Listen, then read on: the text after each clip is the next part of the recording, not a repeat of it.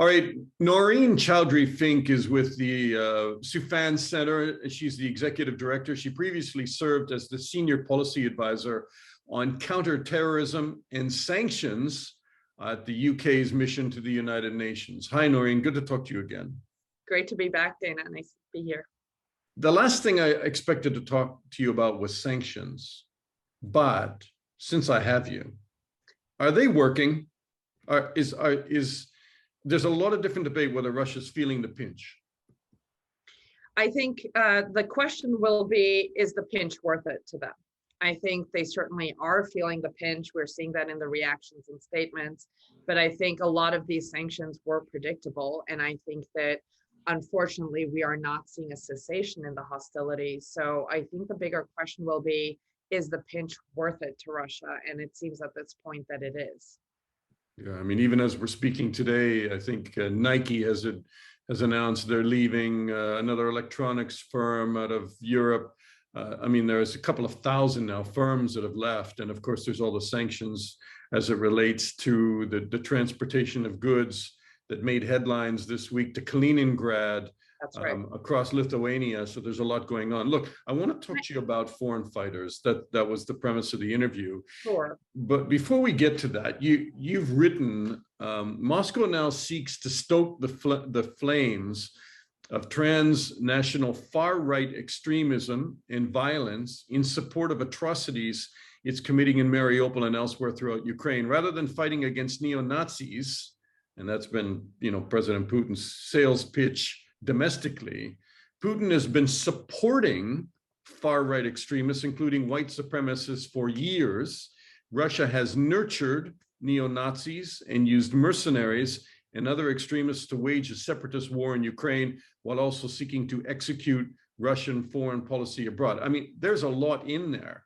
But you say, rather than fighting neo-Nazis and extremists, President Putin has been nurturing them and using them inside Russia and elsewhere. Well, yes, exactly. And I think that, the Soufan Center has long been highlighting the risks of this transnationalization of the white supremacist extremist movement and the role that Russia has played in fomenting this.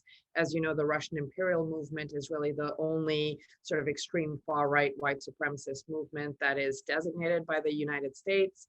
And certainly the role of Russia in fomenting a lot of violence through RIM and others has been widely recognized. And I think that really the claim of denazification has been roundly challenged. You've seen, I'm sure, Ali Soufan's op-ed on this, and a lot of the narrative that we have found challenging to accept about denazification in Ukraine. So I think that it is important to remember that before this, Russia was very involved in the fomenting of transnational white supremacist extremism, and the designation of RIM is certainly a stark reminder of that. But we've seen that throughout Europe as well. So you mean designation as a terrorist group? Yes, that's right. And so it is difficult to stomach the characterization of this campaign as denazification. Although Russians are being sold that nightly on television, and so you say that it's just. And you draw an analogy, just like the Kremlin did with the bombing of Aleppo, as they were bombing and destroying hospitals and hitting civilians, that they blamed all of those atrocities on terrorists.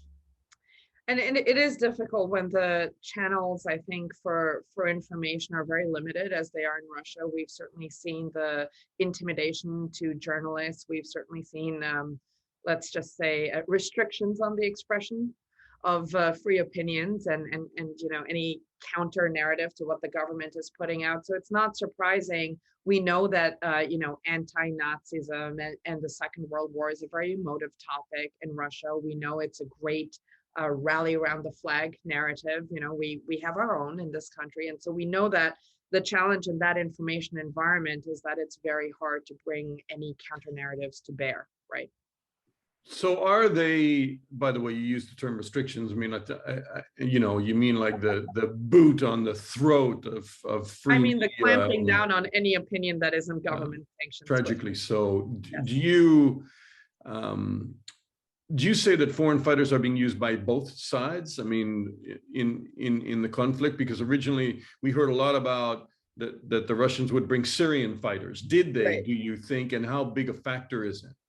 So Dana, I'm just going to challenge one statement first. You said used by, and I want to just point out that what we really saw was an unprecedented flow of volunteers going to Ukraine, certainly from the West, and in support of the Ukrainian government and armed forces. So I'm just very cautious about terminology. It's what I do for a living. Fair So enough. I would say at first that, there was certainly a call for international support, and I wouldn't say that the Western volunteers that have gone out were used, but rather it was an unprecedented sort of volunteer movement. It's difficult to speak to the Russian side because it's less open and transparent. We have not seen reports of the kinds of numbers of Syrians that we first heard the Russian government sort of extolling or feared reports of. There's certainly some concern that the sort of attempt to move Syrian foreign fighters to the front in Ukraine was being made. We just aren't seeing reports of a whole lot of action or consequence of that. I think What would on the you, since we're on talking about the Russian side, though, sorry to jump in, what would you make of the use of Chechen fighters, which is used to be a breakaway republic in Russia. It is part of Russia, and Chechen fighters have sort of been the tip of the spear in places like Mariupol on the Russian army side. Does it? I understand why they would volunteer to go fight in places like Afghanistan and rally around the Muslim call. What on earth gets Chechen fighters who saw their own city of Grozny completely destroyed, like Mariupol, in 1999, 2000. Why do you think that they've been willing to go fight for Putin?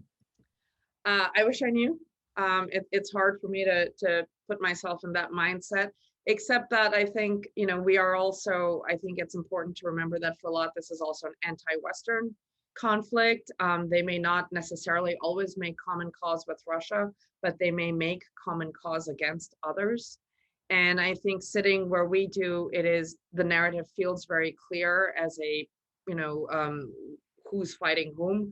But I think in many parts of the world, it is seen also as an opportunity to challenge the West, challenge Western imperialism, give the West a taste of, what it's done before. So I think it's very difficult, and it's hard for me to reconcile the two just as it is for you. But I think there is a very strong anti-West, anti-imperialist rhetoric out there that may be appealing to some people. And there may be money, because Kadyrov gets a lot of money and financial support from the Kremlin. So, exactly. I mean. Yeah. And all the things that motivate people, money, status, excitement, adventure, who knows? So on the Ukrainian side, I've heard a number of as many as 20,000 foreign volunteers from places like the United Kingdom and America. Well, I think those are the initial numbers. I wish I had the magic figure right now, but everything seems to be in flux. There are people going who have already returned. There are people coming back for a little R&R, going back. And so everything seems really fluid. Every number I've seen is disputed by someone else. Yeah. And so I think, we have to track not only— But it's substantial. It is very substantial. And certainly the initial outflow was unprecedented in those first 3 weeks, the 10, 15,000 type numbers we were seeing, even if it's people who just declared their intention to go. Maybe not everyone who declared that intention made the trip, but I think it was unprecedented and really reflected a wave of support for the Ukrainian government. Whether everyone went where they said they would go and where they ended up, and if they came back, I think it's constantly moving. We know that I think it was a great idea to have the International Legion, to have a kind of a regularized catchment point for all the volunteers and channel that into Ukraine's regular armed forces. But we also hear that not everyone stayed with that, not everyone went and joined that, or if they did, they may not have stayed with it. So as we know, these are complex dynamics in a conflict zone, and I think that's where a lot of the challenges might arise. What do you make of the fact that 2 British soldiers were captured and have now received a death sentence in the Donbass? One of those soldiers, I think, has written his family saying that he thinks his demise is imminent. And then and the backdrop to that dramatic backdrop, if you're an American, is that 2 Americans are now also in prisoners of they're prisoners of war as far as we're concerned. They are being treated as foreign mercenaries by the fighters in the Donbass, separatist fighters who are backed by the Kremlin. And I think that it is the tragic, absolutely tragic outcome of what is a risky venture, right? I think that's part of the problem. We say regular armed forces, they say mercenaries, we say foreign volunteers, you know, they've even thrown out the word terrorism. And we did flag at the Soufan Center that these terms are going to be hotly contested. You know, in all these cases, I do have to say that, you know, even though I'm not a lawyer, still we do know that IHL allows for the lawful detention of those participating in hostilities, but they're also supposed to be accorded the full protections due under IHL. And it's difficult to see whether that is the case here. I do think that governments, and you know, we've written on this, and that governments who were in fact encouraging people to go need to make sure that their citizens are also aware that there are these risks, that it is not clear that everyone who is going will be accorded the kind of status they think they'll get. They were fighting, I believe, in uniform. Certainly the British fighters were living in Ukraine. I